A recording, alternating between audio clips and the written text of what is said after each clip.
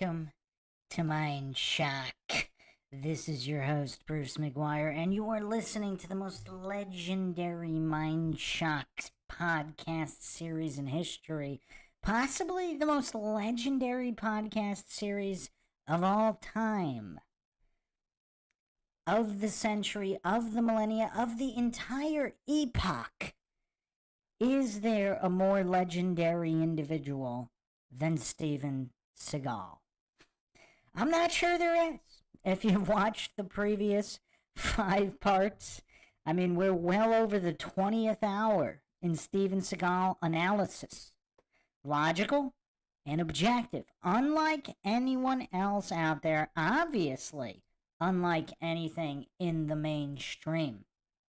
If you want to help support the podcast, help logic and reason return to a world where it is quickly going extinct, as is evident with all of the anti-Seagal propaganda out there.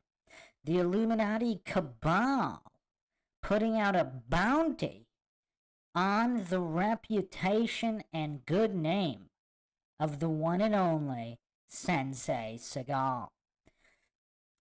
So you can support MINDSHOCK, donate to our PayPal, check the link in the description. You can also become a YouTube member right here on YouTube, help support the channel that way. Make sure to subscribe, like, and share. Twitter, Facebook, Reddit, Patreon. Patreon is to get priority for case topic, logical analysis, co-podcast, or requests. You could also be a guest on the podcast depending on your tier.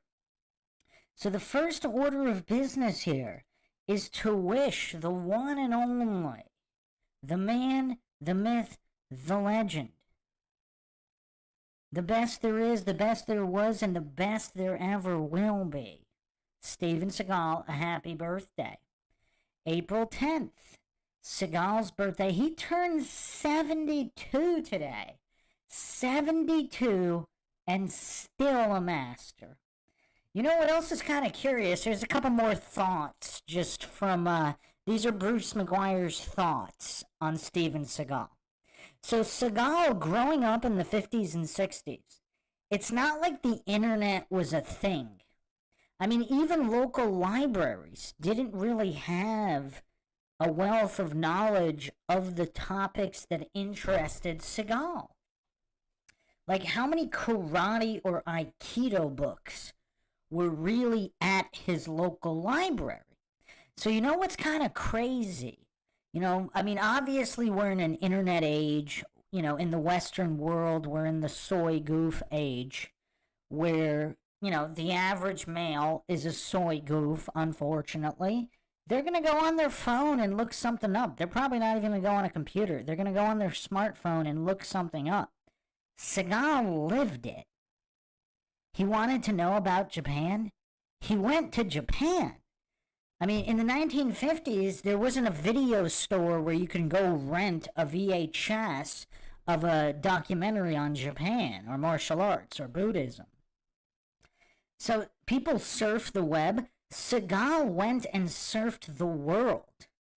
I mean, all of his interests that became fields of dominance of this savant at being a savant. I mean, Seagal is just talented at being talented. He went out there and he did it. Instead of watching videos or surfing the web, he went out in the world and literally not only did it, but mastered it when it came to literally every field. I mean, we obviously went over his martial arts prowess.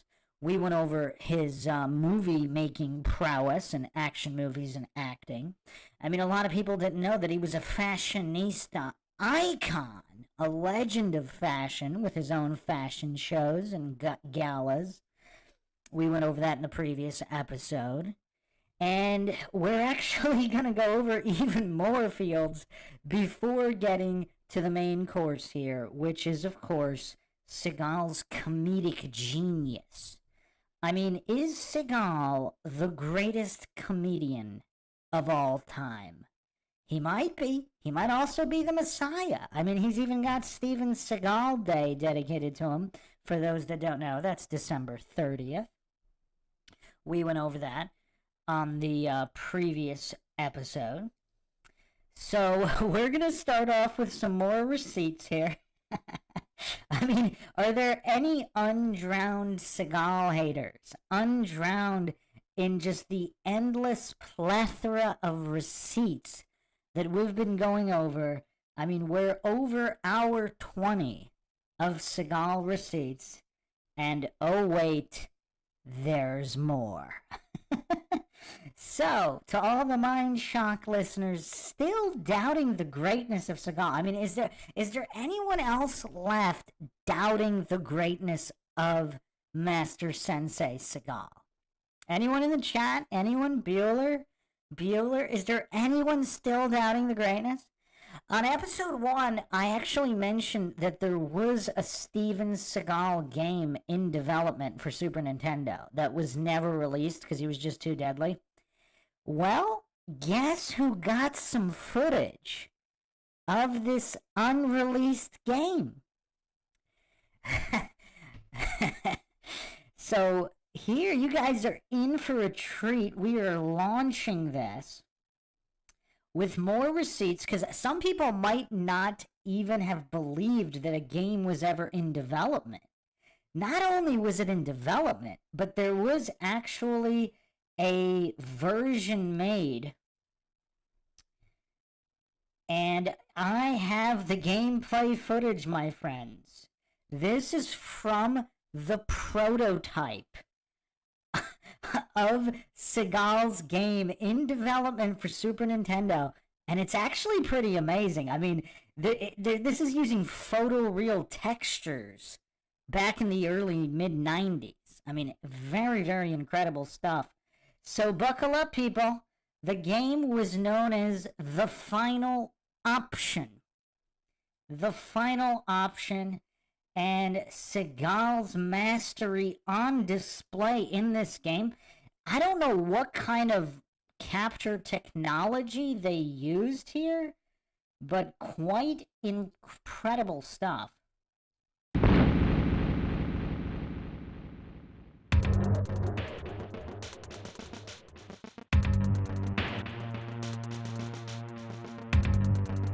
I don't know if this is kind of based on his background in the CIA or whatnot, top secret missions. I mean, when all else failed, did the CIA have to bring in Seagal as the final option?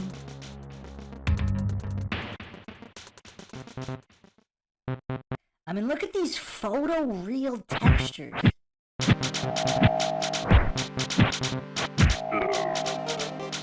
Really catchy soundtrack.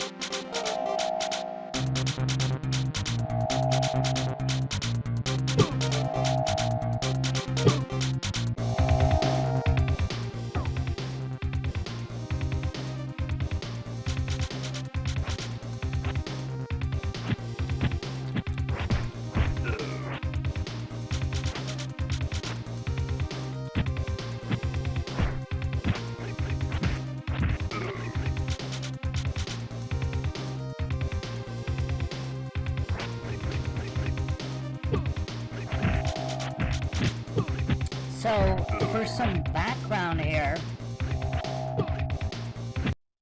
on this game, Tech Magic Entertainment of Redwood City, California partnered with Seagal September 1993.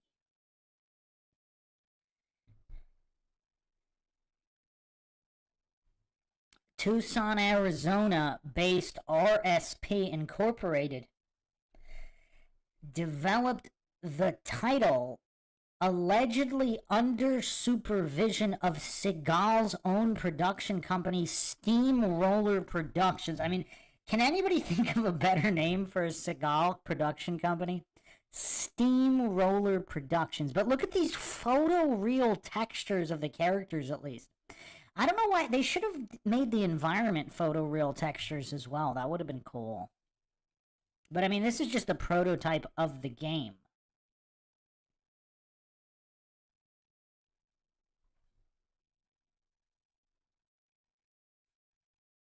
And supposedly Seagal consulted extensively on this project.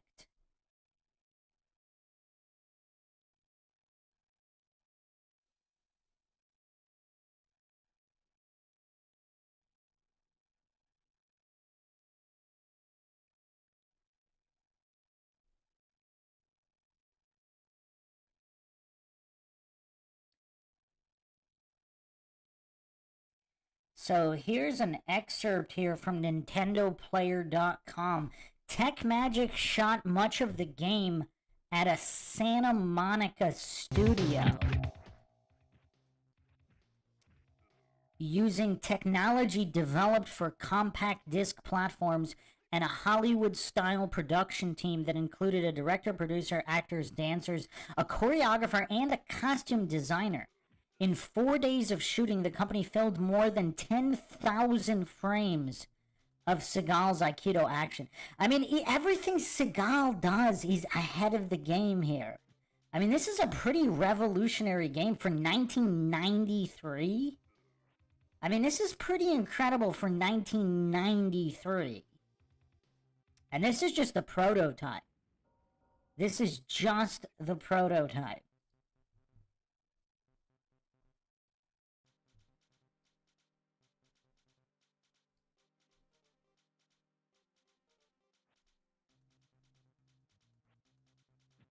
So it was slated for a spring 94 release on both the Super Nintendo and Sega Genesis.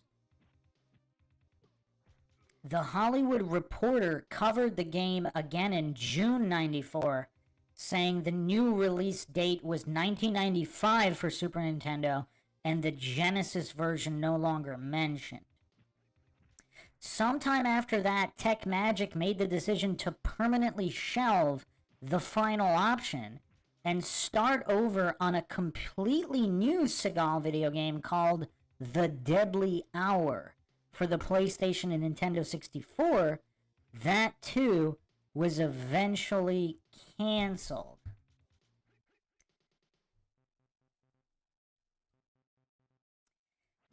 I mean, Seagal would have definitely revolutionized video games if these projects weren't canceled. I mean, we only have to wonder why they were canceled.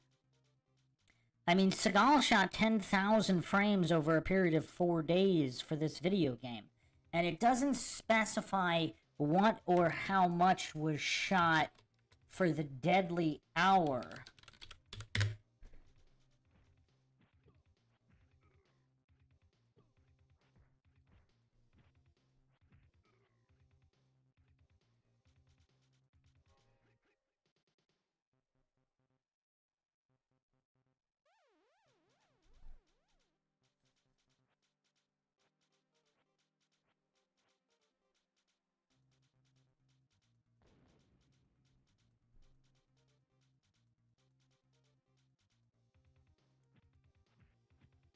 What also was kind of revolutionary is that this game wasn't based on any movie.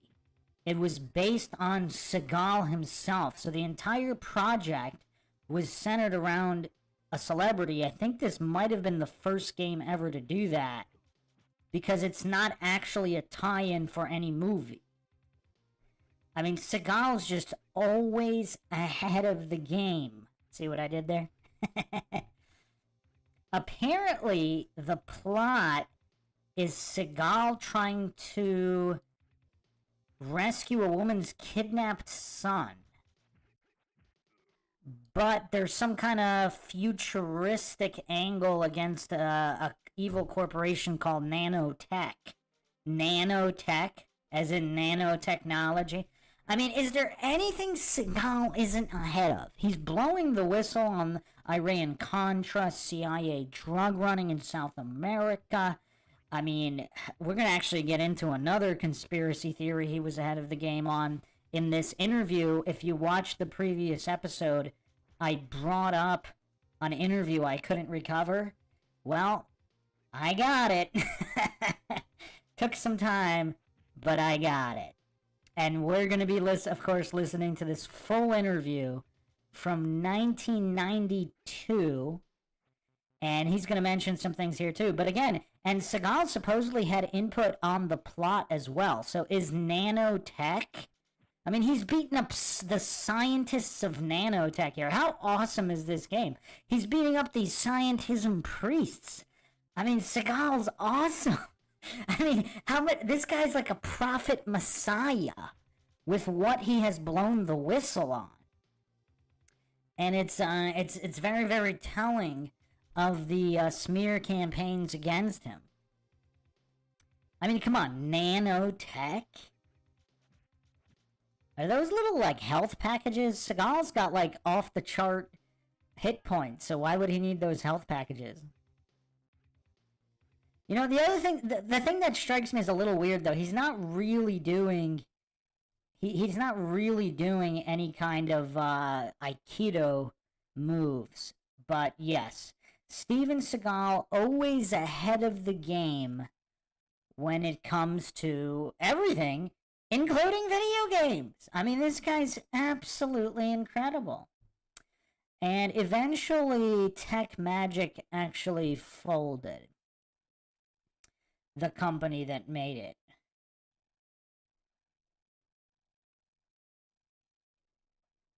So that was Steven Seagal, the final option.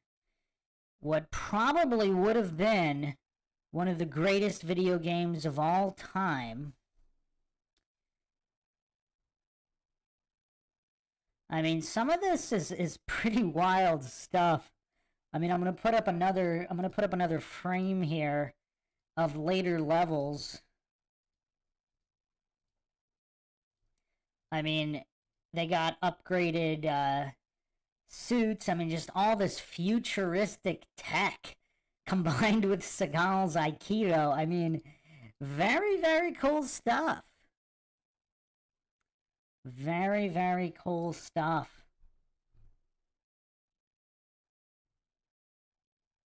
It also looks like there's an implant and cloning center and various slaves across the world. Like, what did Seagal actually learn in Hollywood when he's getting into the upper echelons of Hollywood? Like, why was this game canceled? I mean, look at this. It's some kind of cloning facility? I mean, what did Seagal know that he put into this game? This unreleased game, the final option. I mean, it looked pretty realistic. I mean, pretty cool stuff. They should have done more realistic environments, I guess.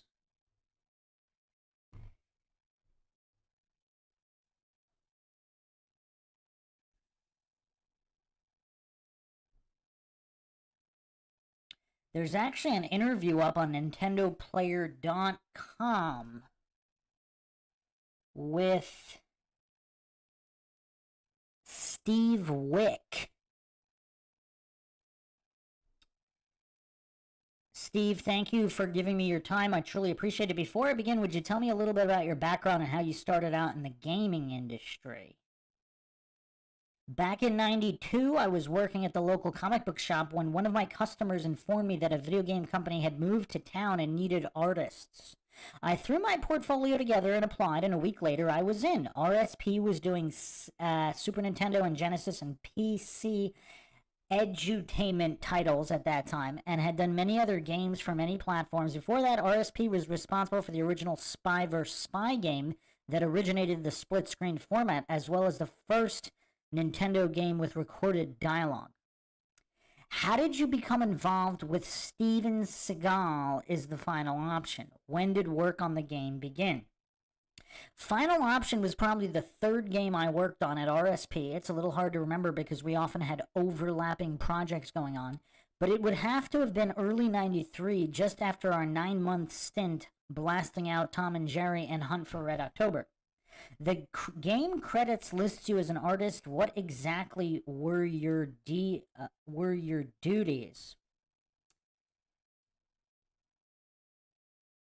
I'm going to load another image here comparing what's going on in this game and how they modeled Seagal.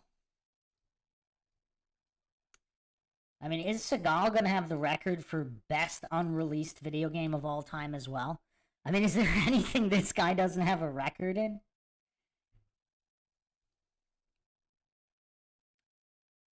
Actually, I had more to do with the game than the art.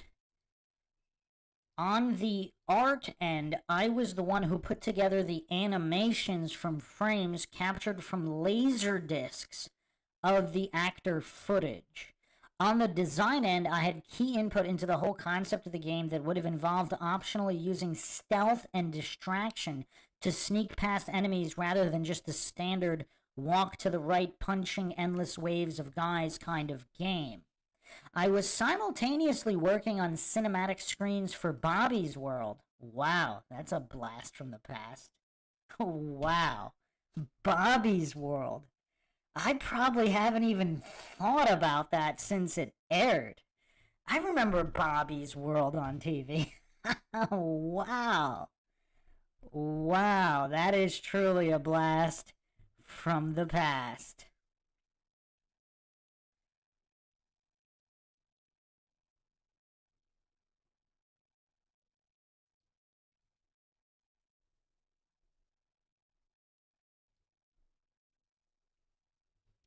Man, I think I need to do a podcast on Bobby's World.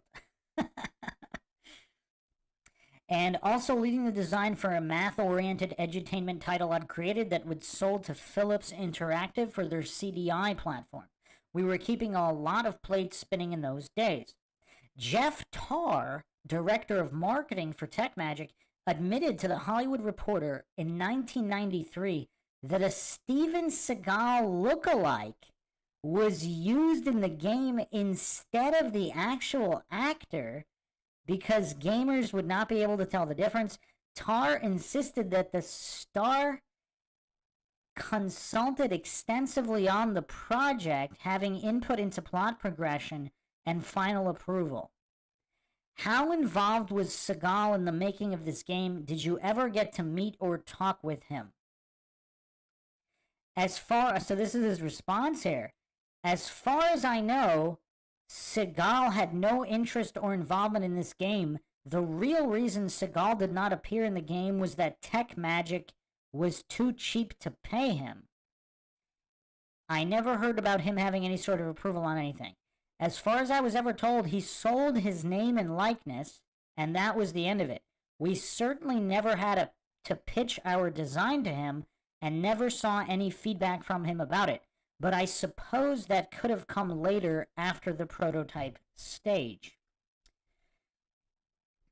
I understand that much of the game was shot at a Santa Monica studio. A director, producer, actors, dancers, choreographer, costume designer were hired. 10,000 frames of Seagal's lookalike were filmed. Were you present during any of this? If so, could you describe the scene and what that whole process was like? It would also be interesting to know more about the actor who played Seagal. The actor who played Seagal was just some guy we found at the audition. He was tall enough and knew something about Aikido. But I'd need to see the prototype you're looking at because at first we were using footage of our art director, Randy Briley, who used to compete in martial arts competitions and knew Aikido. I don't know for sure when or if the final Seagal footage got implemented. This is kind of weird. Like, what's going on with the Deadly Hour, the game that got started from scratch? Because if this isn't Seagal, I mean, from the photos I found, if this is the actual Randy Briley, I mean, he doesn't even have long hair or a ponytail, and he doesn't really look like Seagal unless he's really tall, but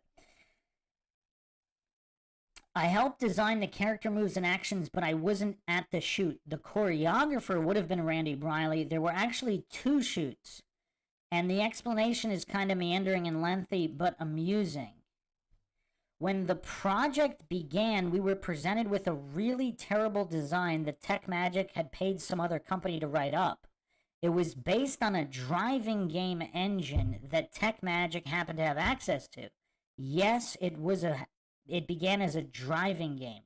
After some brutal jokes about how would you even know it's Seagal, have his ponytail flapping out of the side window, we made short work of destroying that original design and convincing TechMagic to let us start our own from scratch.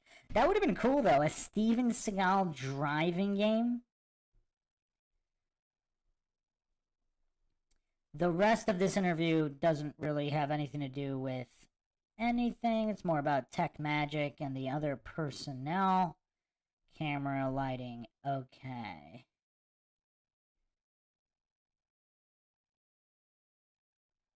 Okay, here we have more on the plot. I read the game's story used to be Seagal teaming up with a mother whose son was kidnapped. The story found in the prototype, however, is much different. Set in the future, Seagal is referred to as a legendary runner whose loose style and contempt for rules might have caused his partner, Jack Fremen, to be killed in action on a mission against nanotech. Seagal and his new partner, named Trish Morgan, are chosen to lead the assault on nanotech's main campus. Can you talk a little bit about how the game's story came to be and maybe help me understand more about runners and nanotech? Was there a reason for setting the game in the future? You know what would be cool? Steven Seagal movies set in the future. The other thing that's a little strange, I mean, has anybody seen the Steven Seagal vampire movie Against the Dark or something of that nature? I think that was around 2009. I don't believe I've seen that one. I mean, Steven Seagal should do futuristic horror movies. That'd be cool. Or can you... A Steven Seagal zombie movie would be kind of cool. Him just Aikido wrecking all the zombies. Okay, continuing the interview here. I'm actually not sure about the story. Where I was involved, we were only concerned with the actual gameplay. I suspect that some elements were retained from the original Tech Magic design, and then Randy Briley and Mike Rydell added to that. Trish Morgan hadn't been developed in much depth. I think the plan was to get beyond the prototype stage before putting effort into her. We were focused on getting Seagal himself playable. The reason for setting the game in the future was simply to allow for more interesting concepts and environments to be used. We didn't want to get bogged down with having to try and recreate real environments or be stuck with Russians or mobsters as enemies. It was an entirely self-serving decision. I mean, some of these shots are actually kind of cool. Here's another frame I'll put on the screen right here. I mean, I don't really know what's that cool purple looking thing, but it looks kind of cool.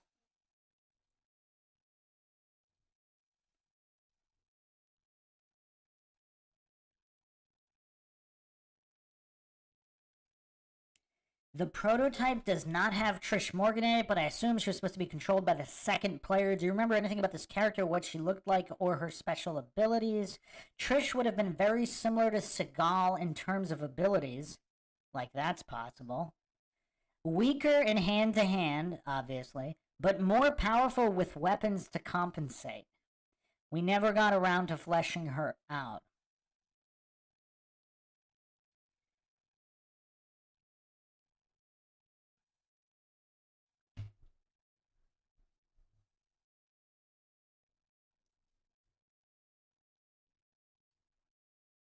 Alright, hold on a second. I'm going to see if I can get another audio clip here.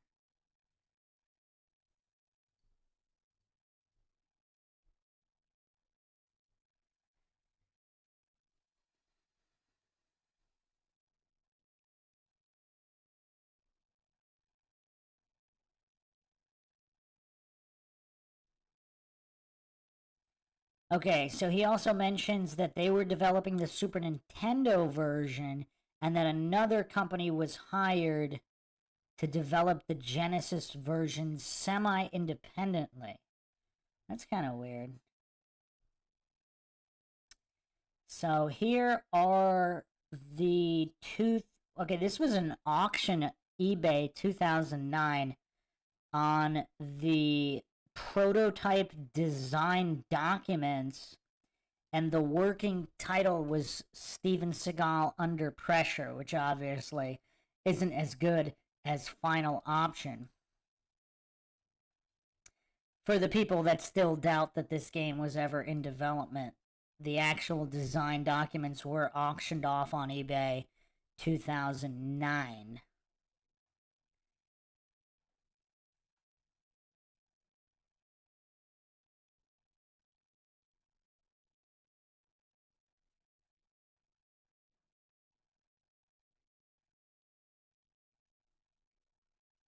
So he just mentions that Tech Magic ran out of money.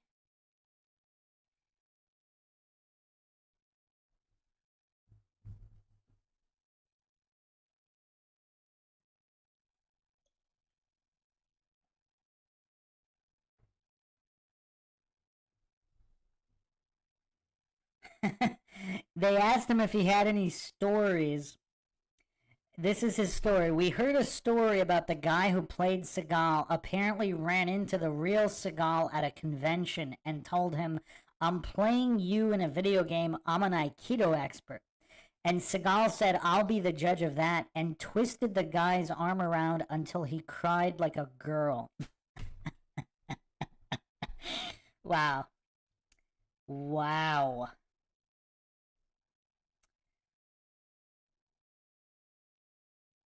Okay, so apparently they actually tracked down this guy that played Seagal in the video game. I mean, this guy did a lot of homework here on tracking this all down. I mean, this is pretty crazy stuff. So this guy is Greg Goldschall, a teacher of women's self-defense.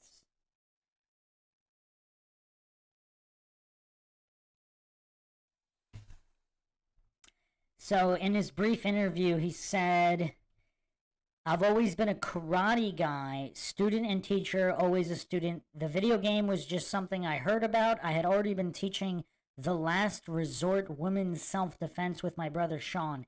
At the time of the audition, I was teaching 5 to 15-year-old students, several hundred of them, in Santa Monica, Monterey Park, and 3 locations in Canyon County. That's why they had me shoot separately. I told them I could be there after my Saturday class." I mean, this is totally low budget stuff. "I don't know why I remember it being Saturday, but it was. My formal training had been in Ishin Ryu under Shihan Ed McGrath. American Karate under Ed Deitch, and Chung Do Kwan Taekwondo under Master Duke Sung San, Shorin Ryu, and anything else anyone would teach me. The list continues to grow."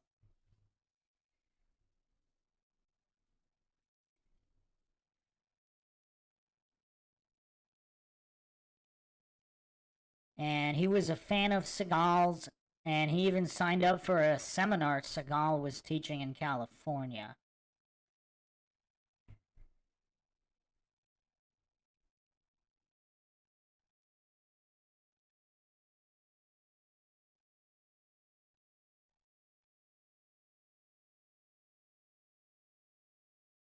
They asked him if it was a green screen. He didn't really know what the technical, anything regarding the technicalities of capturing the footage. Interesting.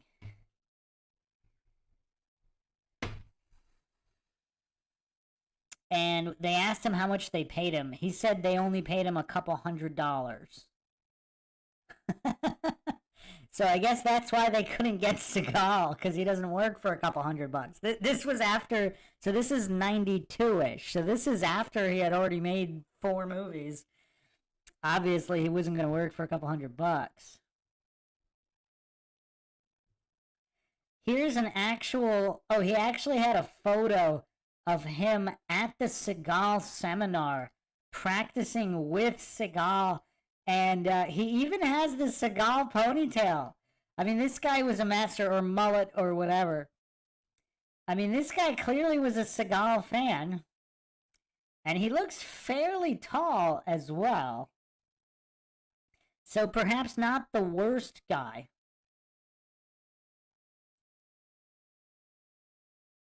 He mentioned that Seagal said that he hadn't approved the game and they weren't supposed to do it. That's interesting. So is there a whole conspiracy behind the entire game?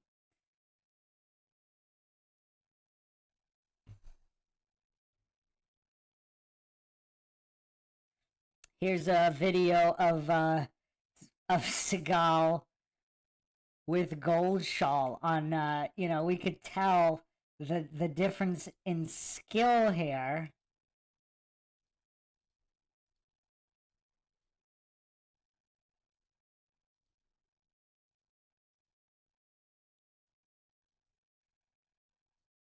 I mean, Seagal handling him quite easily.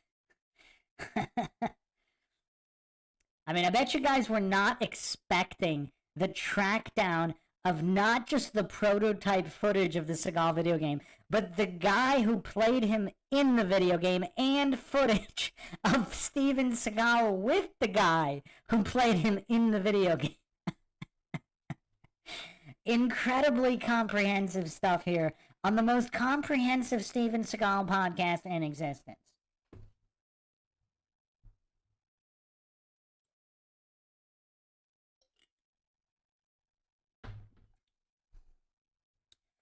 Okay, so now let's get to this interview here.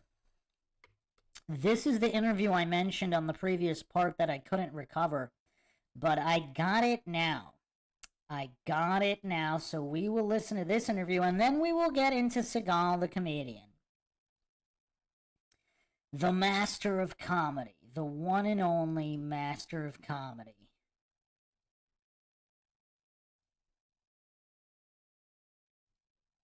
So this is from an album released in 1992, Music from the Films of Steven Seagal, David Michael Frank. We're talking to Steven Seagal. And let's just double check that everyone can hear this. The volume might be slightly low. We're talking to Steven Seagal.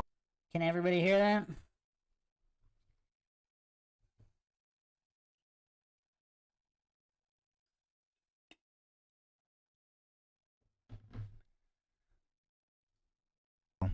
I just wanted to ask you a few questions about your background. Where were you born and where did you grow up?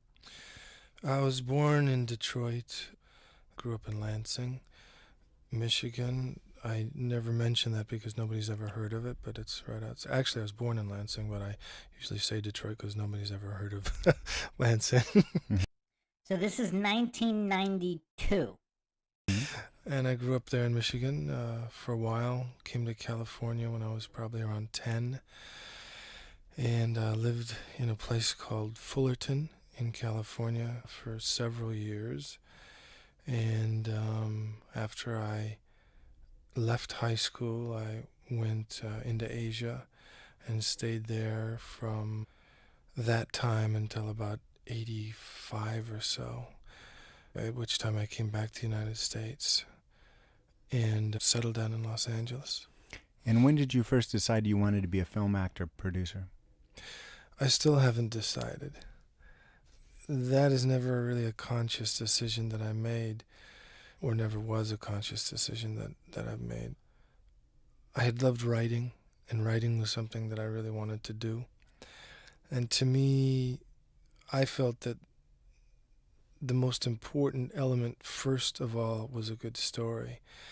And I had lots of good stories from my running around in Asia and just lots of things that I had done and been a part of. And lots of things I've done and been a part of.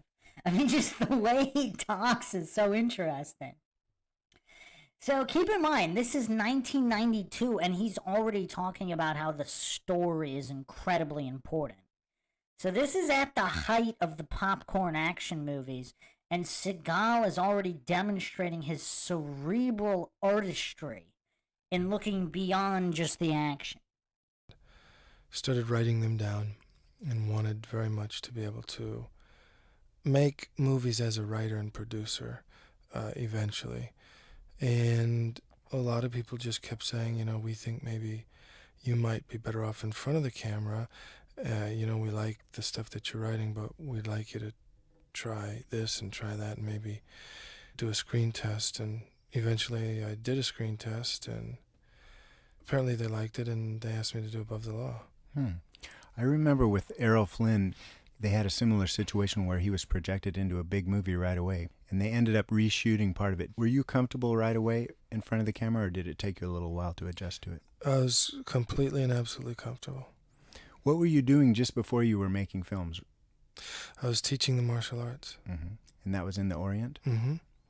And where did you really learn the martial arts?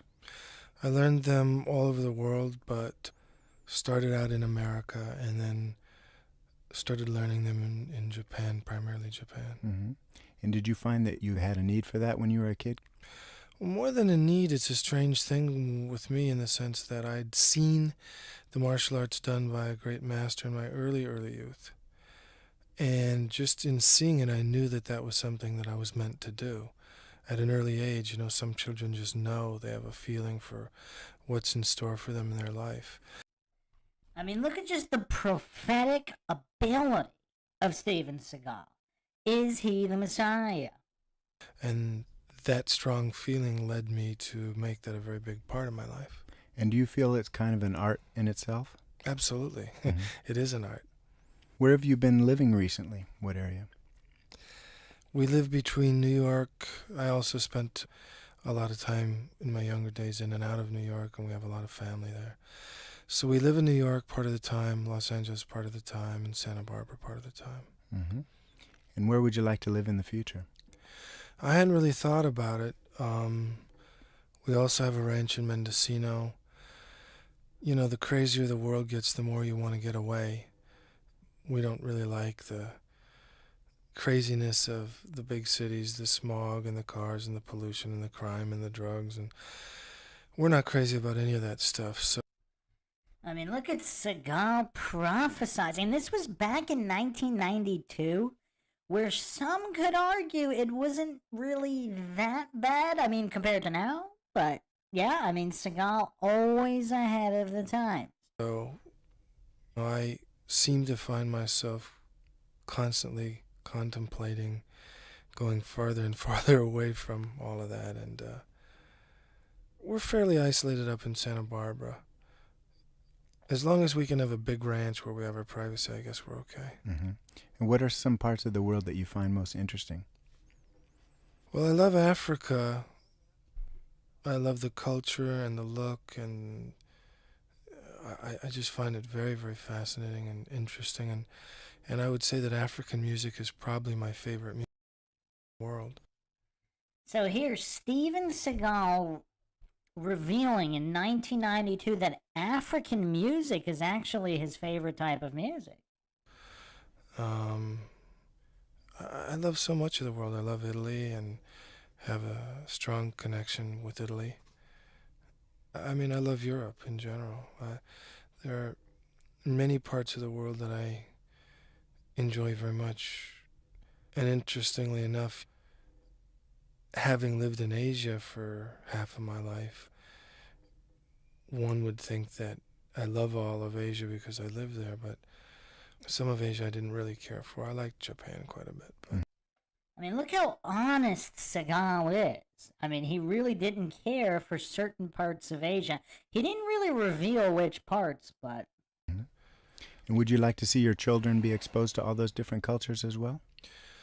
I don't think it can hurt. I think it can only help. I think the more exposure one gets to different cultures, the more diversified their thought process can be in dealing with life and art in general.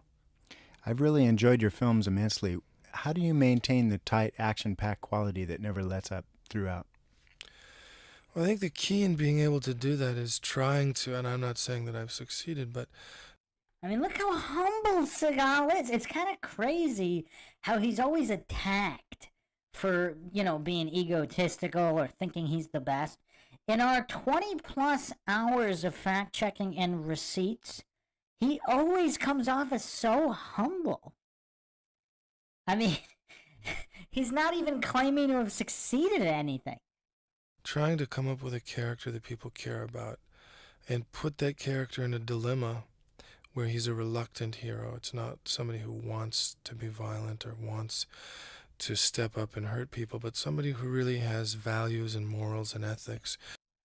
Seagal promoting values, morals, and ethics. Is that why Hollywood and the Illuminati cabal turned against him? I mean, look at the degeneracy slide from 1992 to today.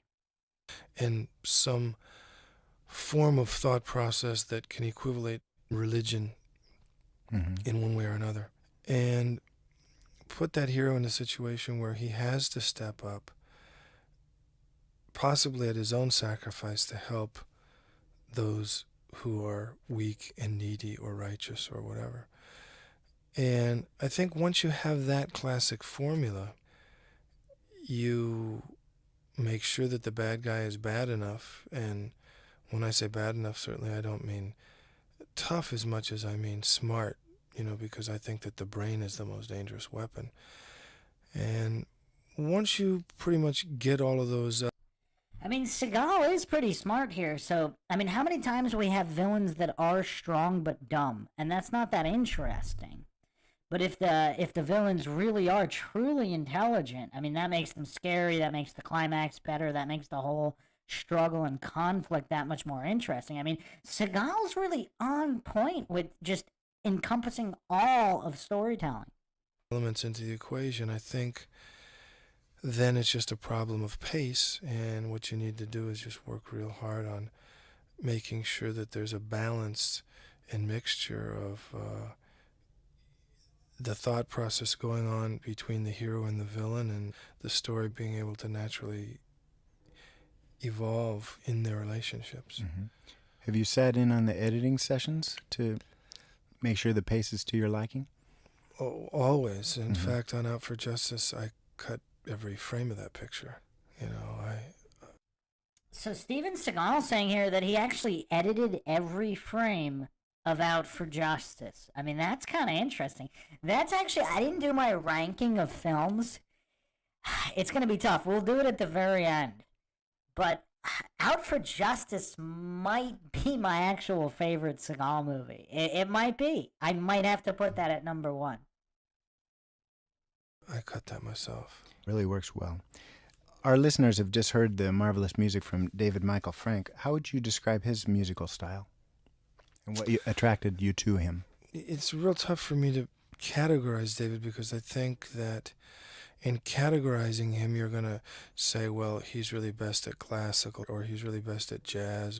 I think David, the thing that's appealing to me about him is that he has a strange ability to be able to do some of the hippest, modern, hard-hitting music that there is, and at the same time do something that would make you think that it's Williams or somebody like that. I mean, he can do wonderful orchestral stuff, he can do wonderful jazz, he can do great rock. Mm-hmm. And the thing I enjoy about working with David is that he seems to respect me as somebody with a musical background, and has allowed me to be a big part of the process of picking the musicians that I want and arranging the music in such a way that I'm happy with it and stuff like that. I mean, I'll ask this question again. Is there anybody as prolific, multifaceted, and talented as Seagal? An absolute savant in literally every field, just about every field. I mean, this is absolutely incredible.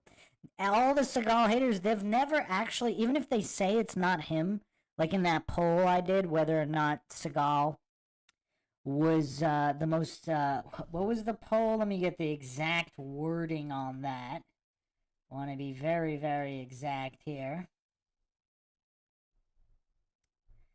Is Steven Seagal the most accomplished human living today?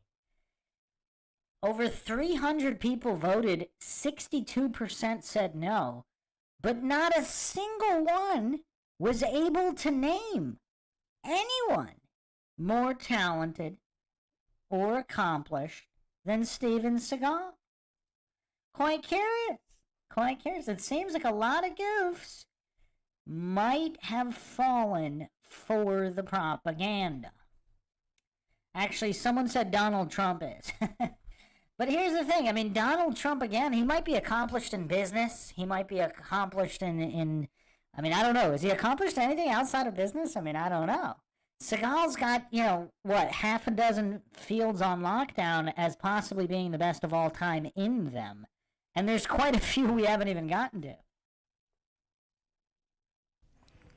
What are some future projects that you're planning now? We're starting something called Dreadnought, which is a military project.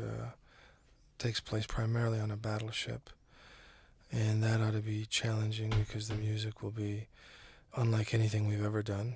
That's Under Siege. He's talking about. Dreadnought was the working title. And I have some exciting pieces in the future, like this Man of Honor, which is a mafia piece.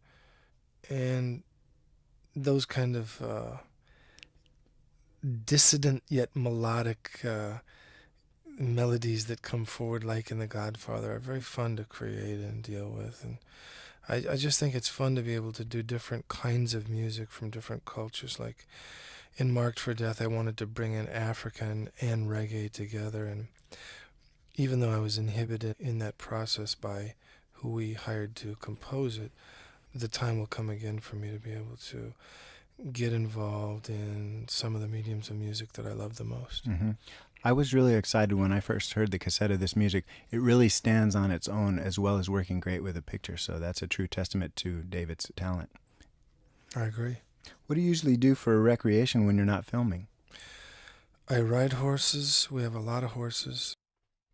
And that's another thing, too. I mentioned how great Seagal is as a horseback rider that he doesn't really get credit for. I mean, I don't know if he's the best of all time as a horseback rider, but I've never seen anyone, absolutely anyone, other than Seagal.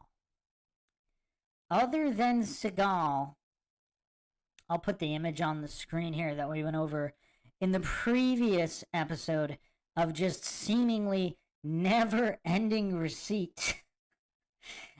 Just never-ending Steven Seagal receipts. Oh, now YouTube's getting funky again. Man, YouTube does not want the truth out regarding Steven Seagal. I'll get the image in a second. Alright, here we go. I've never seen anyone other than Seagal play guitar while riding a horse. I mean, think about the level of skill as a horseback rider one must be. And then he's also apparently took up archery at some point. It would be interesting on whether or not he practices archery on horseback. At the ranch, I shoot guns. You know, I'm an avid shooter. I like shooting. I teach Aikido. I practice Aikido. I'm training a few people in boxing and Tai Chi and stuff like that. So he's even training people in boxing and Tai Chi.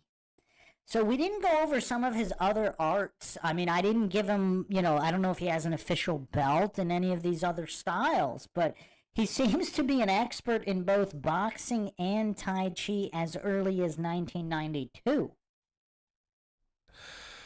And I write. Spend time with the kids.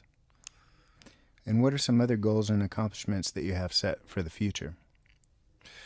Well, I'd like to be able to make a movie that I think is about something that everybody cares about. I'm particularly concerned about the environment. It's one of the most important issues in my life. I'm very concerned about AIDS and all the people out there that are stricken with this disease that I think is probably not something that came from the green monkey, if you know what I mean. Did everybody hear what Steven Seagal just said about AIDS? Something that probably didn't come from a monkey. If you get what I'm saying.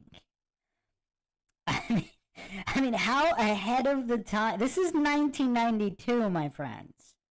This, I mean, yeah, there's some internet and BBS boards online, but, I mean, this is 1992. And I'm pretty sure he just didn't figure that out that year.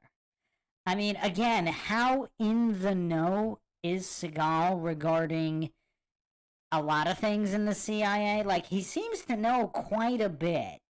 He seems to know quite a bit on so many different topics. Like, forget his skill set. Just the amount of knowledge he appears to have seems to be unnatural. It seems to be unnatural. Where did he get all of this information? Like, he was talking about Iran-Contra before anybody else was.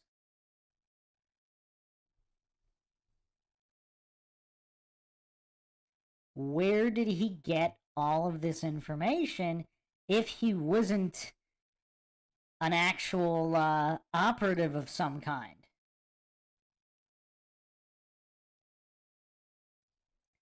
I mean, look at his stone cold look here. I mean, are people actually willing to bet money that Seagal wasn't involved in some kind of intelligence operations? And I've written about all of these things, and I hope to be able to someday make movies about these subjects that are controversial, not because they're controversial, but because people really care about these things and I think deserve to be able to see these things in the media. I don't think everybody should be afraid of them all the time. I mean, those are some haunting words there. I mean, he basically revealed in this 1992 interview that he wants to make a movie about the real cause of AIDS. I mean, is it a wonder? I mean, it's no wonder, he was kind of ran out of Hollywood, so to speak. I mean, he seems to be incompatible with the Illuminati cabal. Did you ever work for any law enforcement agencies? No. No. He said that real quick. Can you tell us about recalling any favorite moments during the making of one of your films? Also, recall that by the time Lawman came out, so that was 2009-ish, he said he had worked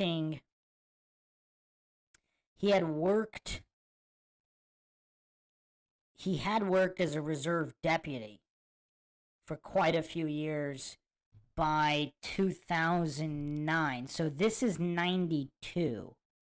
So again, I don't know when he first became a deputy.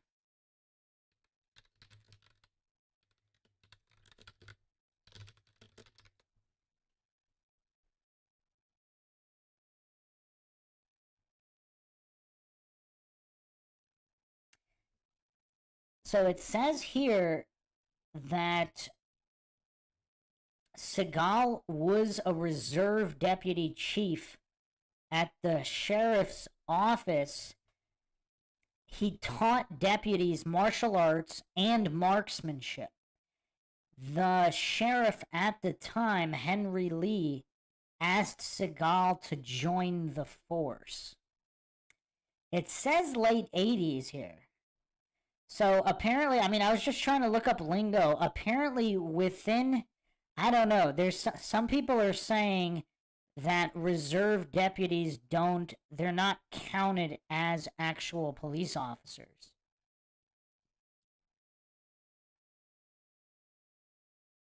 And he also apparently has a home in that area as well. Actually, it also states, from what I found here, he graduated from a police academy in Los Angeles as well, and he has a certificate from Peace Officer Standards and Training. Interesting.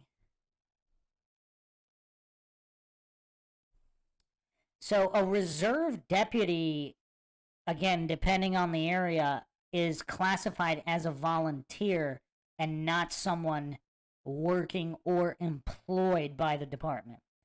So actually, he was sworn, okay, I found it. He was sworn in as a deputy in 1988. This interview is 92. So even though he was sworn in as a deputy, he's saying he never worked.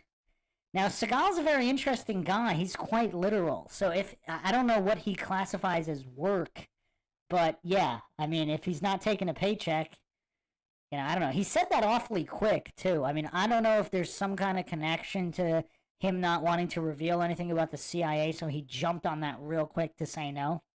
But apparently, he was sworn in as a reserve deputy 1988. Gosh, I mean, to me, every moment is wonderful in these films. There are so many. I loved making the bar scene in Out for Justice. I enjoyed that very much. I enjoyed On the spot writing, I wrote the scene where I'm talking about when I'm a child and my uncle is taking me to the movies and Out for Justice, and he sees somebody stealing candy in the candy store. I wrote that scene on the spot because we needed something like that. And I can remember writing it and doing it. For me, that was a kind of a touching scene. I like those kind of out of character things. So you do a little improvising with every film. And which part of the production process of your films do you like the most? I like writing the most. I like acting the least. Mm-hmm. And I like producing. I like editing. I like editing a lot. Would you like to direct also, ultimately? Warner Brothers has certainly given me that opportunity, Mm-hmm. and I will be directing. So he said that in 1992, and of course he did go on to direct On Deadly Ground in 1994, which was released in 94. So again, every time we seem to fact check him, everything either checks out or there are things that we don't have receipts for, but they could be I mean, everything that we actually do have receipts for, it's checked out. I mean, 99% of his claims, I mean, I've buried everybody in receipts for the past 20 hours in this series. I mean, absolutely incredible. So, yeah, again, if people say he lies about everything all the time, I mean, even when we check the timelines here, he said he's going to direct a movie, and he did 2 years later. So he really was in talks to direct then, huh? And do you find that when you have success, you start to get carte blanche, or is it still hard to launch certain ideas that you have? Well, it's very hard still. I mean, I wanted to make Rainbow Warrior, which is an ecological piece that was turned down. Mm-hmm. I wanted to make Pandora, which is a piece on AIDS, which was turned down. Wow, so he really wanted to make this movie on AIDS. I think Rainbow Warrior might have eventually become On Deadly Ground. I'm not sure. Because I think that was a Native American movie. But it's kind of crazy that he even tried to make a movie on the true origin of AIDS in 1992. So I don't think there's any star in the business that can just do what he wants, particularly in this day and age when the economy is so horrific and there are very few pictures getting made. So they don't want to take any gambles on things like that. They're interested in commerciality primarily, right? I think that they don't want to take any chances at all right now. Do any stars like yourself ever invest in paying for projects like that themselves? Sure, absolutely. Yeah. You've played some really strong, independent characters. Who are some of your real-life heroes? This answer is going to be very interesting. Just give me 1 second. The connection's getting a little... It's dropping. Just give me a second to tweak this.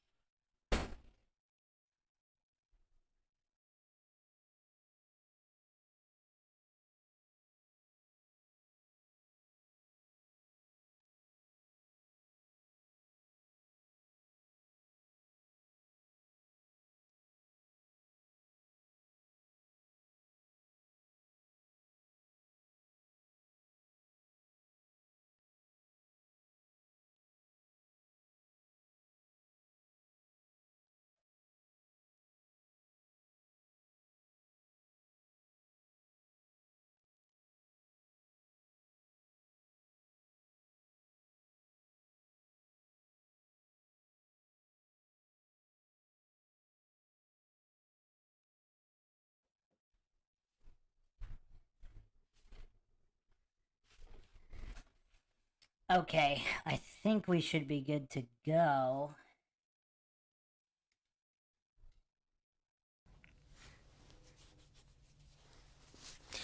Mother Teresa, or is it Sister Teresa? I think that my heroes are generally not people in the movie business or anything like that, but people who have stood up and done something for mankind. I would be more apt to have a hero that won a Nobel Peace Prize than I would somebody who stopped a bank robbery, if you know what I mean. Yeah. I mean, that was back when people actually took the Nobel Peace Prize seriously. Back in '92, before, genocidal mass murderers were winning them. Do you have any heroes in film, though? Some directors or actors or... Well, there are plenty of actors and directors that I admire tremendously. Any that you'd like to work with? Maybe this will get to them. Well, I mean, I'm a very big fan of John McTiernan, of Jim Cameron, of Sidney Lumet, of Sidney Pollack, Dick Donner. These are all directors that I'm a very big fan of, and there are innumerous actors that I'm very, very impressed with. Tell you what, I'd like you to finish this sentence for me. I am most happy when... I would say on a quiet day with my family up at the ranch. Okay. Do you have any advice to aspiring filmmakers or martial artists? Well, I would say to the martial artists, keep it up, you're in the right spot. To the aspiring film stars, I would say you might want to think about another career. Wise words from Steven Seagal. Wise words. This one is it's a tough career. It's based on rejection and deceit and politics and Deceit and politics. Wow. I mean, he's blowing the whistle on Hollywood early. It's a very, very difficult business. Everybody thinks that it's a glamorous, wonderful, happy life, but it's surrounded and shrouded in a lot of deception. Surrounded and shrouded in a lot of deception. So this possibly former CIA intelligence operative is telling aspiring filmmakers to find another career because Hollywood is shrouded in deception. And the perfect example for me is you might find somebody that would go up to read for a role and their performance is absolutely the best there is. Their look is absolutely perfect. They are the role, and there are 352 billion reasons why that person will not get hired. It may be, that the director wants to hire his girlfriend. I mean, he's blowing the whistle early here. It could be anything. But in this business, you do not get hired for a role because you're right for it. And that's how important the politics are. It's a rough business. But as your box office cloud increases, you can insist upon things that you want, right? Yeah, absolutely. Yeah. Would you be interested in opening your own restaurant or nightclub like a few other stars have done? Yeah, I think that I wouldn't mind having a small Italian restaurant that I could cook in once in a while. So this is Seagal. So his culinary prowess is something we haven't really gotten into yet. But his culinary prowess, quite incredible. I mean, he was even thinking of opening up a restaurant where he would be cooking himself. This is before Under Siege ever came out. I mean, obviously he played the cook in Under Siege and Under Siege 2, but I mean, apparently in real life he's also a master chef. This is 1992, by the way. How did you happen to get involved with David Michael Frank? Well, I think probably, as I said to you earlier, he's somebody that I found had a really wonderful understanding of modern music and modern musicians, and could really, really write some stuff that I thought was really hot and really hip, and at the same time really understood instruments and orchestral stuff in films. Right? Stuff that's really hot and hip.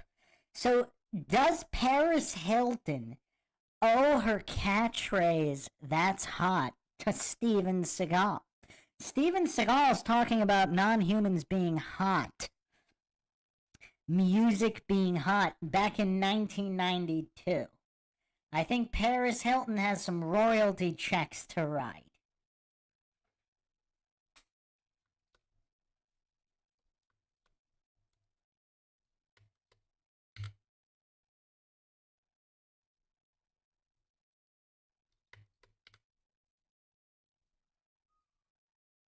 And so in that instance, I felt that he was perfect for me. I understand you really get heavily involved in the music. You want to talk about that? Well, I'm lucky enough to be in a situation where I'm working with people who want my input musically. And I started playing music when I was around 10 years old. Started out on the drums, and then went into guitar and started writing. So here in this interview, he actually reveals that he's also a drummer. Now, on the previous episode, I posted one of the only images, one of the only receipts available of him playing the drums. Apparently, there might have been a movie where he played the drums as well. I haven't watched, I know this is blasphemous, but I haven't watched a lot of his newer movies. They're just not his fault, but, some of the individuals involved with those cheapo, straight-to-video movies were just not quite up to snuff. Not up to the Seagal quality of the 90s. But here's this image of him playing the guitar, the drums as well. He doesn't just play guitar. Bass and stuff like that. He plays the bass too. So I write a little bit and I have an idea of what I want. And with David, we're a good team in the sense that I'll tell him what I want, he'll tell me what he wants, and we'll both show each other. And usually, the proof is in the pudding. I always spot with David. I come down to the recording session. Sometimes I play an instrument. I work with the musicians. Usually I will pick the musicians and I keep most of the same musicians. Of course, David and I, interestingly enough, agree on all of the people that we are crazy about. So here's Seagal revealing his role in even selecting the musicians that record the soundtracks to his movies. I mean, just absolutely incredible stuff here. Rhythm section, we use Vinnie Kelly and John Robbins. We call him JR. We use Neil Stuppenhaus on bass a lot. Guitars, Michael Thompson's, George Deering. Percussion, Mike Fisher, Frontoro, Luis Conti. So we had someone in the chat yesterday testifying to Seagal's greatness. He said Seagal actually tuned his cello because he was having some issue. After listening to this interview where he's actively involved in the orchestra and all the musicians involved in recording the soundtracks at the studio, like how many actors are this involved? I mean, this is just absolutely incredible. I mean, his story about Seagal tuning a first chair's cello, it seems very, very plausible, especially in light of this interview. Keyboards, people like Randy Kerber, Alan Pasquale. We use Michael Boddicker a lot. And Iwi, Joe Ruskin and Judd Miller. Engineer, I like Mick Gazowski and people like that. Yeah, I've worked with a lot of... And the people doubting that Seagal is even involved in recording, mixing, and mastering, I also have a receipt here that I put on the screen in the previous episode of Seagal involved in this. Again, he really doesn't get the credit he deserves for just, like I keep saying, master of all trades, jack of none. I mean, just the diversity here of Seagal's ability. Is there anyone more talented at being talented than Steven Seagal?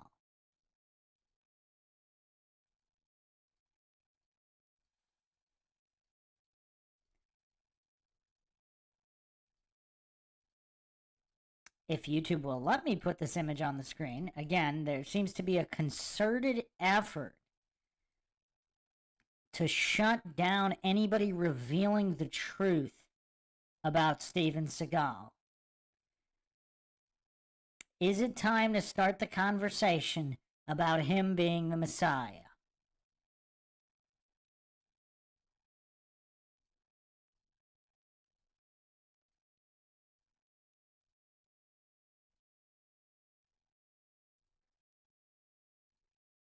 What the heck? It really doesn't let me put images on the screen. Okay, finally. So, Seagal, the mixing and mastering audio engineer genius that is Seagal. Those people, like George Deering plays a lot on Star Trek. He's a great guitar player. Do you have any interesting anecdotes concerning the music? Well, I think the most exciting time for all of us was when David wrote The Car Chase and Above the Law. And the Iwi break in that thing was just, I mean, unbelievable. I think Hiram Bullock played guitar on that. And my God, that to me to this day is still the hottest little piece of music I've ever heard in my life. Yeah, this album really has some blazing guitars on it. Yeah. What is your favorite instrument to play? I think my favorite instrument to play is bass, but I play the drums and maybe even guitar better than I play bass. But Did you appear in public where you were playing in bands or anything? well, the like last time I appeared public was I sat in with Jimmy Cliff when he came to America at, I think it was the Greek Theater, and I played congas and percussions with him and sang with him. Wonderful. And I noticed that you try to inject a lot of different flavoring in. And Jimmy Cliff is a Jamaican musician. And Seagal, I mean, this is just absolutely crazy. They actually even recorded a song together, John Crow, for the Marked for Death soundtrack, which is also quite incredible for people that haven't heard that song. It is called John Crow. So this was Jimmy Cliff and Steven Seagal recording together. To your music of your films? What are some sources? Well, I mean, I love culture, and I think that the music that comes up from every culture, whether it's Spanish or Peruvian or South American or African or Irish or whatever, like probably, believe it or not, my two favorite ethnic kinds of music would be African and Irish or Gaelic. Mm-hmm. Those are my two favorites. And whenever you can write a movie that has to do with those ethnic backgrounds and you can bring that music up, to me, there's no greater thrill than that. And how were you exposed to those genres originally? Just by researching and playing and learning and writing and reading. Mm-hmm. So a lot of your success comes from your real academic drive. Probably. Mm-hmm. I've been Quite a researcher. Steven Seagal, the researcher.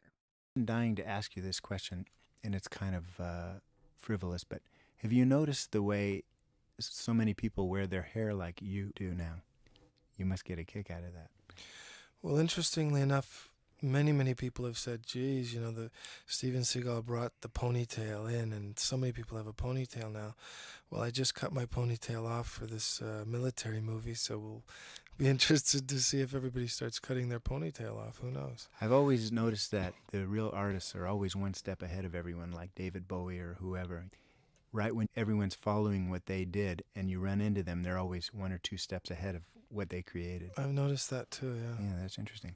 Well, it certainly has been a pleasure speaking with you. And thank you very much. It's a wonderful accomplishment, your career and the record and the movies. We look forward to a lot more great stuff. Great, thank you.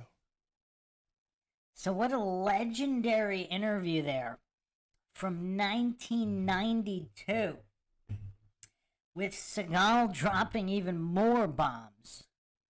I mean, it's just crazy how many bombs he drops in all of these interviews pre-widespread internet. All right, so who's ready to jump into Steven Seagal, the comedic genius? Is Seagal the greatest comedian of all time? We're going to do 2 polls today. We're going to do one now, and then we're going to do one after I present the receipts.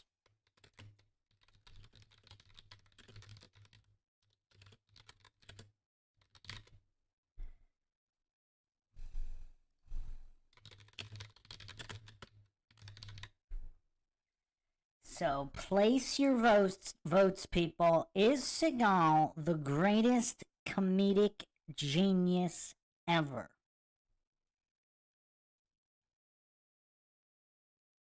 Wow, we actually have a couple people voting no. This is astonishing. This is absolutely astonishing. Wow, mind-shocking, 50-50, yes and no. So far, nobody was too triggered to answer. That's interesting. Wow, we actually have people disputing Seagal's comedic genius. This is very, very interesting. All right, we'll do another poll at the tail end of this epic podcast on the birthday of the one and only Steven Seagal, possibly the Messiah. I mean, from all we've been learning here, I mean, is there anyone more talented? All right, so actually now it's shifted to 57% yes. 57% yes. So let's everybody memorize this poll. Actually, I'll make a note of it here.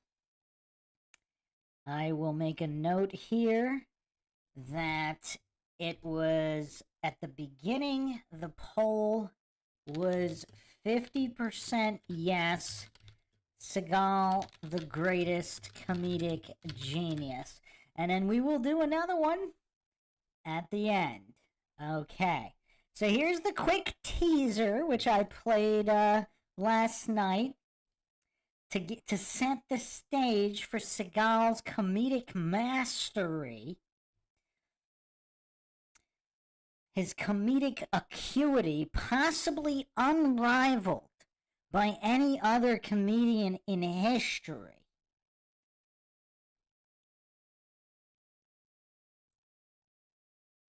So I'll play the brief intro, and then we'll go in chronological order. Actually, we went free for all yesterday. Today we're gonna go in chronological order of Seagal's comedic mastery.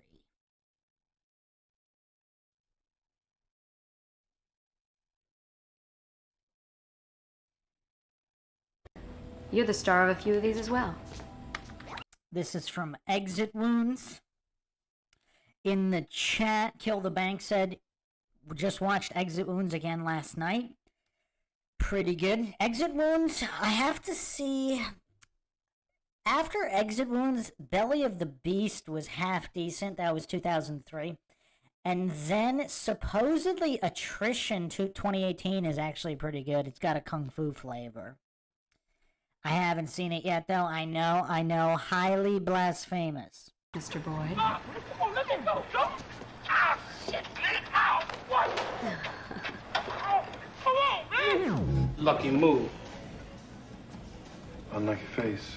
That gets me every time. Look at the deadpan delivery. I mean, I don't think anybody could argue that Seagal's deadpan delivery is better than anybody ever. But we're going to be examining comedy as a whole. It's like a monkey trying to fuck a football now, really. This whole thing, it's just a fucking mess. Wow. I think that kind of behavior is an embarrassment to the human race. Just the delivery of these lines. I want results, or I'll take these fucking rose clippers and bury them in somebody's motherfucking eye. Did you ever kill anybody? Oh, man. So when I came back to America... And his inflection on some of these words, I mean, when it came back to America, I mean, has anybody ever produced this level of originality in inflection? And we're just getting started here. And I believe this is from True Justice, his TV series. Pay attention to what he calls this guy. How's the view? What the fuck are you doing in my place?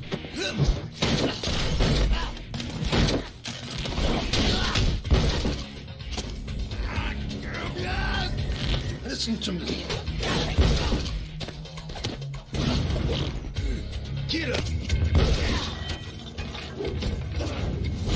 Why? Yeah.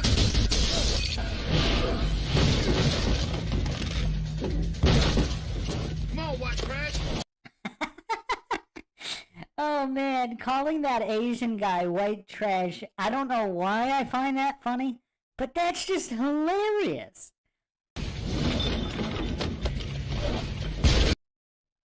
Alien Big Cat 23 in the chat saying, I want him to play Columbo. Imagine his deadpan during those gotcha moments. Steven Seagal would probably be the best Columbo ever. Are you guys aware that Seagal was actually considered to play Batman? Did we go over that? Does that surprise anybody?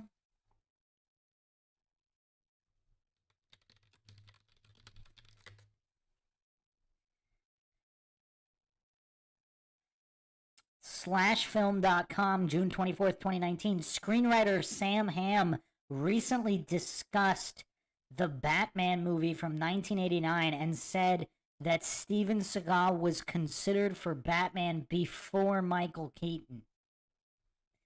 I mean, he's just too deadly to play Batman, so, you know, obviously.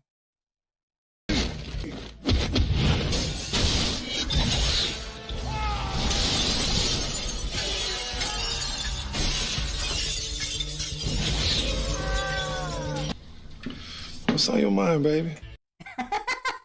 There's just something about the way he delivers pretty much any lines. It's just hilarious. Are you really as good as they all say you are? Every once in a while. I mean, I don't know why this is hilarious, but it just is. I mean, it just is. All right, so who's ready? That's just a little teaser. That's just a little teaser. But we are going to go through chronological order now of Steven Seagal's comedic receipts. So, I mean, he's always done funny stuff. His sense of humor is also pretty unique. He does things that a lot of people take seriously that aren't meant to be. Like, he's got his own style of sarcasm that people just don't get. I think that's one of the issues. But he's very diverse in his comedy, just like everything else. I mean, just look at this event he's involved in here. I mean, I believe that's Holyfield. I think that actually is Evander Holyfield right there. And Seagal is going to teach him a couple moves here in these gigantic boxing gloves. I mean, just Seagal's comedy is just really, really interesting and diverse, like everything else he does. Justin Johnson asking if Seagal does stand-up. You know, I actually couldn't find any receipts on Seagal doing stand-up, although I wouldn't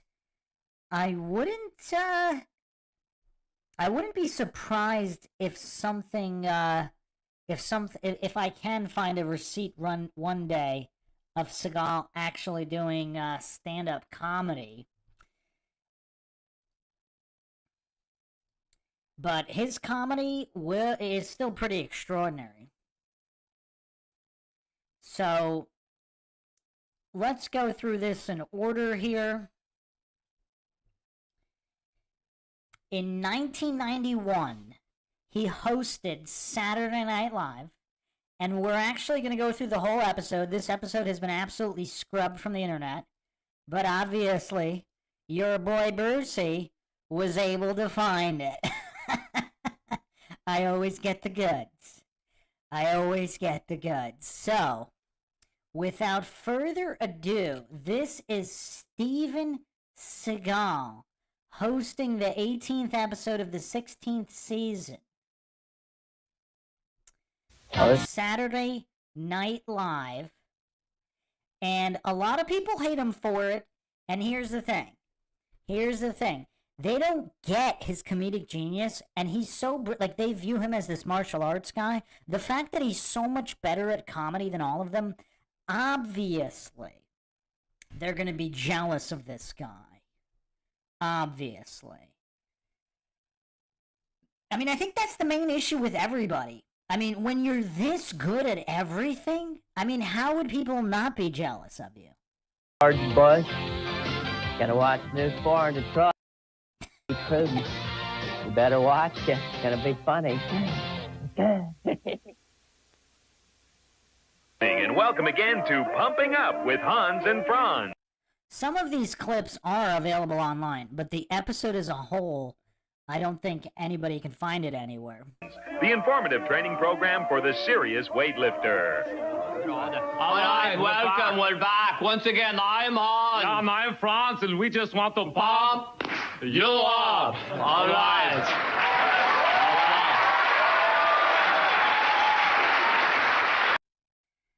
I mean, I always thought Mad TV was a lot funnier than Saturday Night Live. Call me crazy.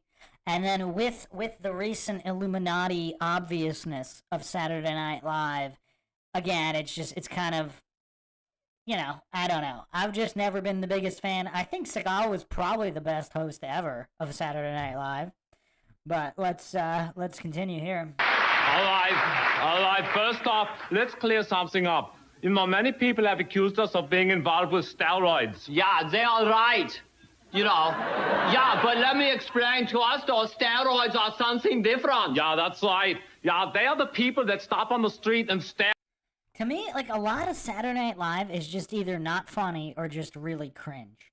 But Seagal's gonna bring it here. He's gonna bring it. He does deadpan like nobody else. Have our amazing pompature. Hence we call them steroids. All right, enough talk. We're not here to talk. We're here to pump you up. All right. The big news this summer is our cousin Arnold is coming out with a new blockbuster action movie. Doesn't surprise us. Yeah, you know, that's right. You know, Arnold's sure to beat out all the competition from these other second-rate action movie stars. Yeah, i.e. Sylvester Stallone, Rambo, yeah. Rocky, you know, all those guys. Yeah, you know, that's right. You know, Charles Bronson. Did anybody find that funny? I mean, I don't know. That didn't...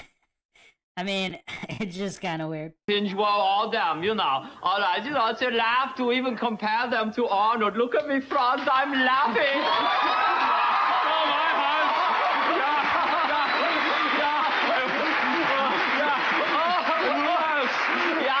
Yeah, we're laughing. Now, what about this guy, Steven Seagal? Yeah, hear me now and believe me later. Arnold could easily rip Steven Seagal's skinny little arms off, and he could use them as dental floss. That's right, unwaxed. Yeah. Mr. Seagal. Mr. Seagal, I didn't see you.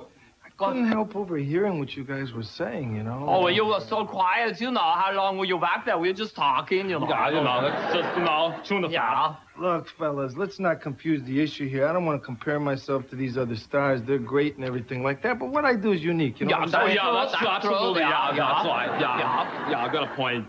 Yeah. See, I follow Zen. Oh, yeah, sure, we know Zen. Yeah, that's right. First we lift the barbell, then we lift another. Yeah, then another. Then another. Yeah, and then we are done. That's right. I don't think you guys understand what I'm talking about. Maybe I could demonstrate. I like to hold my little finger out and let you guys push on it. Oh, well, before you make this rash decision, you know, perhaps you should see what you're up against. Yeah, take a gander, Stephen.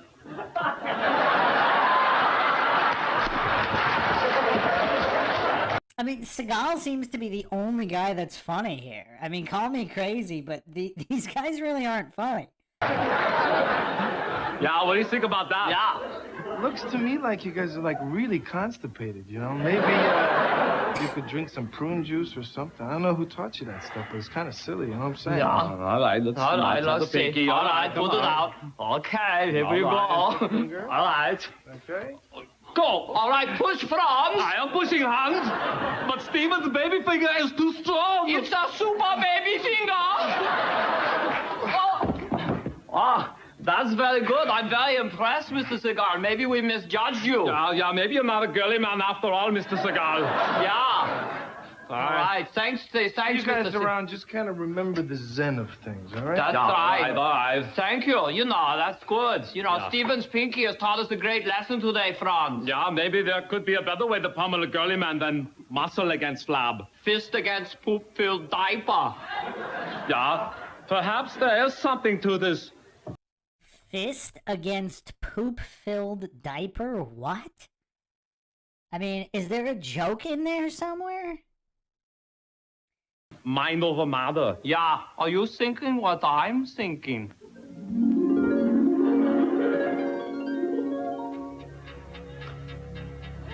Welcome. We're back. Once again, I am Hans Seagal. Yeah, and I'm Franz Seagal. And we just want to pump you up. On second thought, I would hate to use just the pinky and not the rest of these godlike bodies. Yeah, that's right. Mind over matter is fine, but let's not forget muscle over matter. That's right. All right. Live from New York, it's Saturday night. I mean, I don't know. It just, they're not really that funny. I mean, obviously they're making fun of Arnold's accent, but...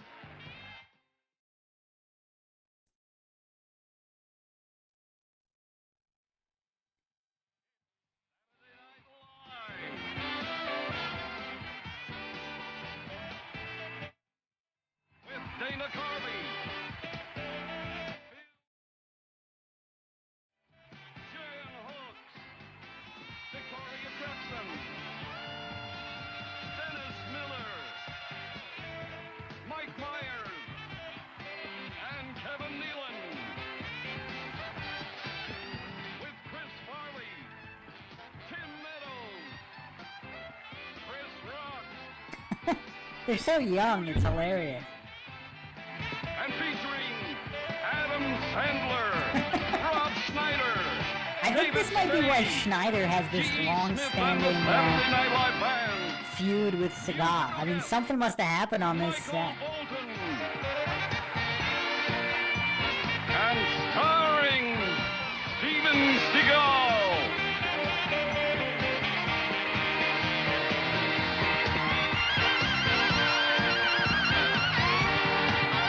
Ladies and gentlemen, Steven Seagal.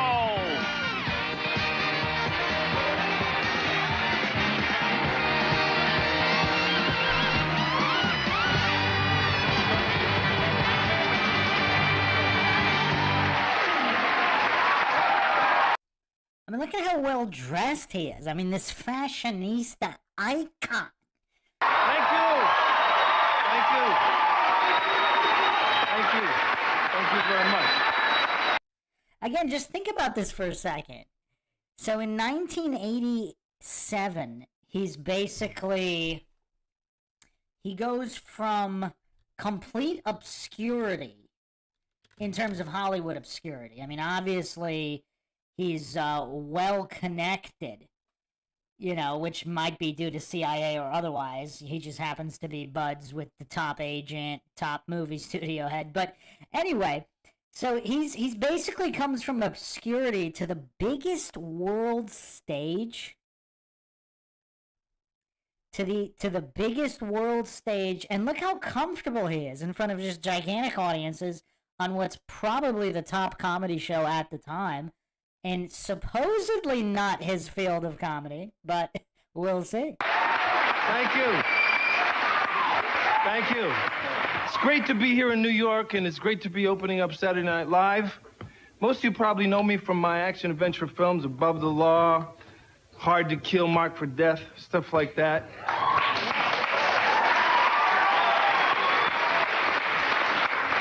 I mean, this guy's just such a natural It's unnatural. It's unnatural how much of a natural Seagal is at literally everything. My newest film, Out for Justice, which is #1 in the nation right now.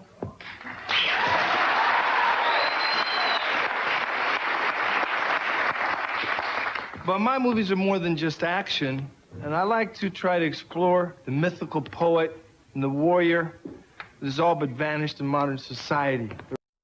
I mean, look at him dropping these philosophical bombs on Saturday Night Live, practically designed for NPCs. The relationship between man and God, the struggle of the common man against politically corrupt systems. I mean, has anybody dropped this much Illuminati exposing on Saturday Night Live as Seagal? No wonder they tried to remove all this.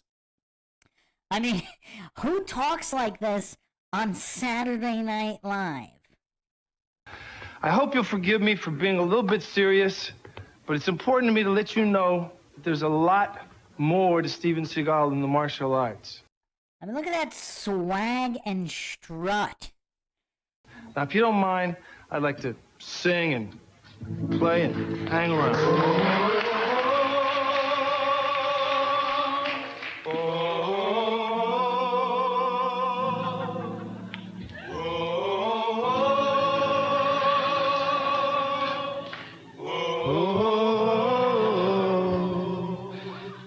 Everybody was kung fu fighting.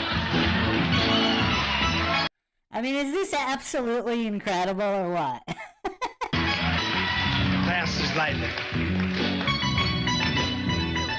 It was a little bit frightening. They were going with expert timing. Well, there was a funky China man, funky Chinatown. They were chopping them up, chopping them down. There was Funky Billy Chin and Leno Sammy Chung.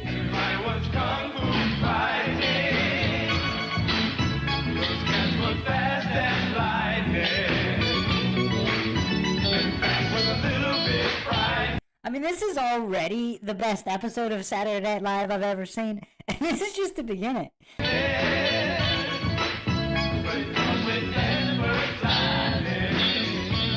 We got a real great show tonight. Michael Bolton's here. We'll be right back.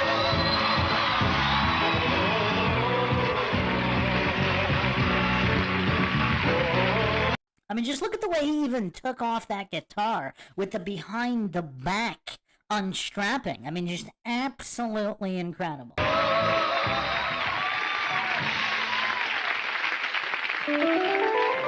Care, compassion, dedication. These are the things we can promise you at Winston McCauley Funeral Home. And there's one other thing we can promise, that we will never have sex with any dead body. How can we guarantee this level of service? First, we rigorously test our applicants for... I mean, is this another Illuminati wink wink in this skit? I mean, like, because in 92, I don't know if there were that many news reports of that going on, but, I mean, seems nowadays, I mean, there's something about that like every couple of weeks. Aptitude and intelligence, and also to make sure they don't have the urge to have sex with dead bodies. And if any of our employees fails to live up to our standards, or is caught having sex with a dead body, he can be suspended without pay for up to 6 months. And if that's not enough, you have my personal assurance that if you can prove your loved one was the victim of post-mortem sex, I will discount your bill with us for a full $1,000. That's the Winston McCauley guarantee. Care, compassion, dedication, and absolutely no sex. Winston McCauley Funeral Home.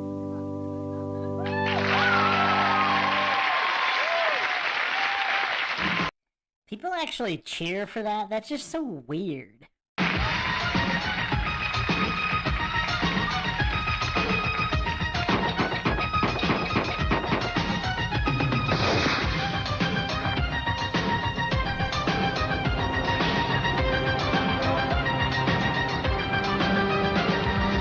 Tonelli, I've had about all I can stand of your kind of police work. Improper searches beating suspects. Ever hear of a little thing called the Bill of Rights? Now I've got the ACLU up my behind, and the DA has to throw out these indictments. I caught these two guys with 3 kilos of cocaine. What do you think they were doing with a making shock for girls' softball games? The inflection on those words is just absolutely incredible. Nico, as long as I'm running this department, everybody has civil rights, including drug dealers. And just to make sure you get the picture, Tonelli, I'm taking you off the streets. I want your badge and I want your gun. We'll see how tough you are sitting behind a typewriter. Is that clear? Yeah, Mr. 1-to-1 in the chat saying, if you search for this episode's, it said he is the worst host ever. Damage control for sure. Yeah. And also notice how nobody was talking about how he's the worst host ever until after the Illuminati campaign against him, which we went over in episodes 1 and 2. Give me 1 second. The signal's getting a little iffy here. They don't want the truth coming out on Seagal. They're on to us. Give me a second. Let me control. I think I can get it back up.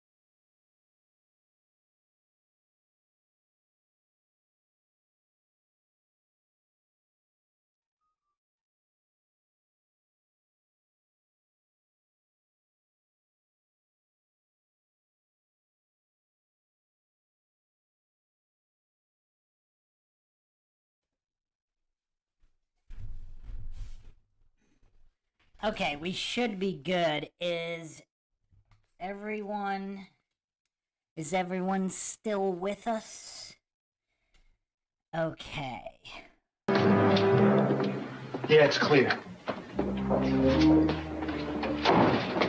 Imagine how awesome a Steven Seagal cop show like this would be, set in the early 90s. Or even late 70s, early 80s would be cool. Welcome to the trenches, Nico. Well, a little less action than you're used to, huh, Nico? Yeah. I mean, how does anybody not find that funny? Benjamin Coist in the chat. Are you new here? Check out the previous episodes.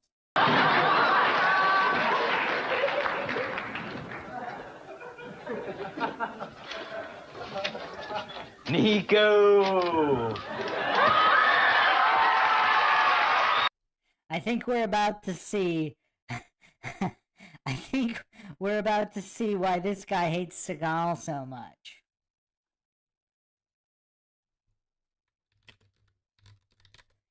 I think we went over his made-up stories about Seagal, because we fact-checked the timeline that Schneider alleged, and it did not match up. Tinelli, the Tinelli Meister. All right. Detective Tinelli making copies. The Tinellinator. Hey, Rich. Tinelli Tola. The guy who breaks the rules. The rule breakster. Yeah, I'm just trying to make a couple of copies, you know what I mean? Nico Nicopolis. Do me a favor. Shut up, all right? Nico, the lone wolf. El Lobo Solo.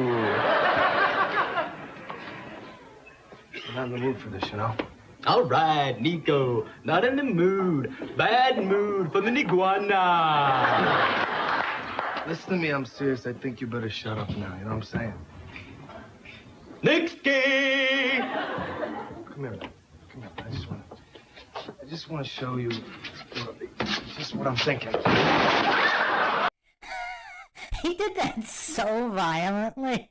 I mean, we also don't know the environment behind the scenes, because all these guys are probably so jealous of Seagal's comedic prowess, because they kind of view him as this martial arts guy, and he's actually funnier than all of them, and this is their full-time job. Oh no, the Rich Meister thrown through the copy machine. Possible concussion for the rich man. Nico losing control. Now listen to me. Got me by my ankles. Nico, the ankle meister. Listen to me carefully. I don't want you to talk about anything to me anymore. I don't want you to say my name anymore. You hear me? Everything's upside down. Topsy-turvy world for the rich man. I mean, are they really blaming Seagal for the other comedians' so-called comedian performances? I don't want you to talk to me no more. You got it? All right. Nico, coolest cop on the force, hanging out with the rich man. Nico.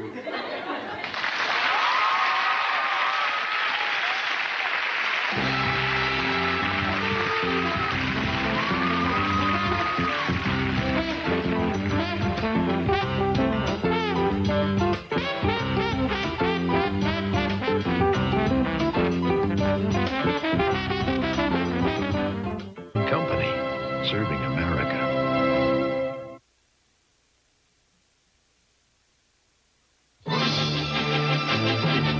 The following is an NBC special presentation. Live from the Grover Cleveland Civic Pavilion in Palm Springs, California, it's time for another in our continuing series of individual tributes to each and every soldier who served in the Persian Gulf. Tonight, an all-star celebrity tribute to Private First Class Reginald Lee Adams, starring comedian Louis Anderson, illusionist Doug Henning, and Jillian, Barbara Mandrell, Tony Orlando and the Yellow Ribbon Dancers, the People's Republic of China gymnastic team, Kuwaiti Prince Balhid Al-Sabah and his wife, the Denver Symphony Orchestra, and many others. Now, here are your co-hosts for tonight's tribute from TV's Magnum PI, Mr. Tom Selleck, and from numerous other TV specials, Miss Barbara Mandrell.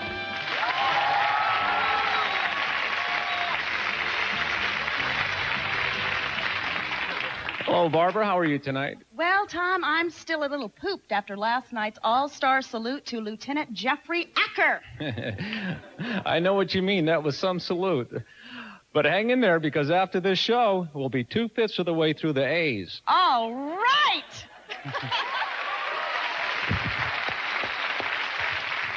Okay, let's meet tonight's hero. He's an Army reservist from East St. Louis, Illinois, who spent 2 months stationed in a military supply depot in the Arabian Desert. Ladies and gentlemen, tonight we salute Private First Class Reginald Lee Adams.